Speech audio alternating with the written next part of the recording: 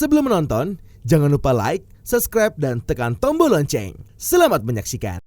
Perkembangan sektor pariwisata menunjukkan tren positif yang salah satunya ditunjukkan dengan peningkatan jumlah kunjungan wisatawan mancanegara pada periode Januari sampai dengan Mei 2024, sehingga diharapkan berdampak terhadap pertumbuhan ekonomi dan terbukanya lapangan kerja. Adiatama Kepariwisataan dan Ekonomi Kreatif, ahli utama Kemenparekraf, Nian Icaya, dalam The Weekly Brief with Sandi Uno di Gedung Sabta Pesona, Jakarta Pusat, mengatakan secara akumulatif jumlah kunjungan wisatawan mancanegara ke Indonesia pada Januari hingga Mei 2024 mencapai 5.244.213 kunjungan. Angka ini naik 23,78% jika dibandingkan dengan periode yang sama di tahun 2023. Dibandingkan bulan sebelumnya, yaitu April 2024, pertumbuhan Wisman meningkat 7,36% atau mencapai 1.145.499 kunjungan. Berdasarkan data Badan Pusat Statistik, terdapat 5 negara dengan kunjungan terbanyak, yakni Malaysia sebesar 17,47%, Australia 11,98%, Singapura 9,69%, Tiongkok 8,61%, dan India 7,08%, dengan rata-rata lama tinggal sekitar 7,58 malam. Kenaikan jumlah wisatawan mancanegara tentunya tidak lepas dari sederet kegiatan yang dilakukan Kemenparekraf di pasar-pasar utama wisatawan mancanegara, guna menjaga agar pariwisata Indonesia tetap menjadi top of mind dan Indonesia menjadi pilihan wisatawan mancanegara. Di antaranya Sales Mission Australia bersama BPO-LPF, Femtrip Wholesalers Australia, Femtrip Wholesalers New Zealand, Femtrip Edu Travel Segment Teacher or Lecture Australia, serta inovasi Mega Femtrip dan Tabletop untuk TATO, Pasar Asia Selatan dan Tengah. Teman-teman sekalian, kalau kita melihat rilis dari BPS terkait jumlah kunjungan wisatawan dan juga perjalanan Wisnas, khususnya wisatawan di bulan Mei menunjukkan peningkatan. Dan bahkan kalau kita lihat jumlah kunjungan Wisman dari bulan ke bulan di tahun ini memberikan optimisme kepada kita semua karena tumbuh positif. Namun Kemenparekraf tidak lekas puas. Berbagai program kita laksanakan dan kami berupaya untuk Indonesia sebagai destinasi yang tetap menjadi top of mind di mata wisatawan mancanegara. Ya, kalau kita lihat di sini jumlah kunjungan wisatawan di Januari sampai dengan Mei, alhamdulillah itu kalau dibandingkan dengan tahun lalu di periode yang sama itu mengalami kenaikan sebesar 23,78%.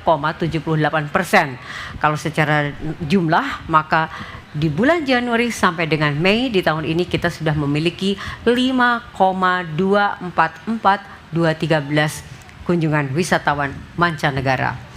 Ini kita lihat datanya, dan kalau dilihat dari Mei-nya sendiri itu berjumlah 1,145.499 kunjungan. Ya, kurang lebih hampir 1,2 juta ya di bulan Mei. Kemudian mudah-mudahan nanti Juni, Juli ini merupakan peak-nya, mudah-mudahan jauh lebih tinggi. Dan kalau dilihat di bulan April ya memang kita tuh naik sekitar 7,36%. Jadi month-to-month-nya naik sebesar 7,36%, tapi year on year 23,78%. Itu naik betul sejumlah. Saya kenapa jadi bingung ya baca angka ya, gara-gara ada Bank Yudi. Kemarin ada bank Batak, sekarang bank baru lagi. Jadi bulan Mei saya ulang ya teman-teman biar nggak salah. Jumlah kunjungan wisatawan mancanegara di bulan Mei 2024 mencapai 1,1 kurang lebih ya, naik 7,36 dibandingkan April gitu ya, dan naik 20,11% jika dibandingkan Mei tahun lalu. Jadi kelihatan sekali memang COVID itu kan belum terlalu normal. Jadi alhamdulillah performansi Wisman di tahun-tahun ini tuh selalu bagus gitu ya, walaupun 2022-nya juga belum normal, tapi tetap dua-dua lebih bagus dari 2021. Jadi tren inilah yang harus kita jaga, jangan sampai terjadi apa-apa supaya tren positifnya terus berlanjut, karena apapun jumlah Wisman akan membawa dampak terhadap devisa, dan devisa tentunya terhadap pertumbuhan ekonomi dan lapangan kerja. Ini adalah beberapa kegiatan atau program yang dilakukan oleh Kedeputian Pemasaran dan juga ada yang oleh Kedeputian 6 yaitu ke pengembangan produk dan event, karena keduanya mempunyai tugas untuk mendatangkan wisatawan mancanegara. Apa bedanya kalau yang Deputi Pemasaran lebih kepada leisure yang umum ya segmennya, tapi kalau yang Pak Vincent itu deputinya lebih ke minat khusus, seperti halnya orang yang kesini karena diving, karena snorkeling, atau karena MICE. Ini yang membedakan, tapi dua-duanya punya tugas untuk mendatangkan wisatawan mancanegara. Ini adalah beberapa program sales mission ya bersama Badan Otorita Labuan Bajo, kemudian juga itu ke Australia, karena kita tahu Australia adalah fokus market. Kalau kita lihat di bulan Januari sampai Mei itu fokus marketnya adalah Australia, Singapura, Malaysia, kemudian India. Jadi saya kira tepat Kedeputian Strategis ini sudah melakukan kegiatan di fokus-fokus pasar kita yang utama. Kemudian juga ada farm tripnya, kemudian juga ada ini Australia cukup kuat lah kalau kita lihat, kemudian India gitu ya.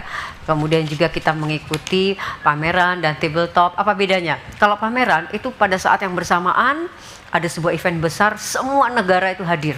Ibaratnya kita berkompetisi betul-betul berhadapan langsung dengan para kompetitor. Tetapi kalau tabletop, kalau sales mission, itu adalah kita sendiri Indonesia yang melakukan pertemuan dengan para buyers di luar negeri. Jadi itu yang membedakan. Saya kira itu sebetulnya untuk wisatawan mancanegara, dan tentu event-event itu juga dikreasikan untuk mendatangkan wisatawan mancanegara dan juga wisnus, jadi sebagai sebuah atraksi.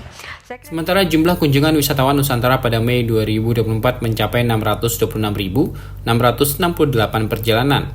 Angka ini turun 17,74% bila dibandingkan April 2024 dan naik 5,63% bila dibandingkan dengan Mei 2023. Tim Eljon Media melaporkan.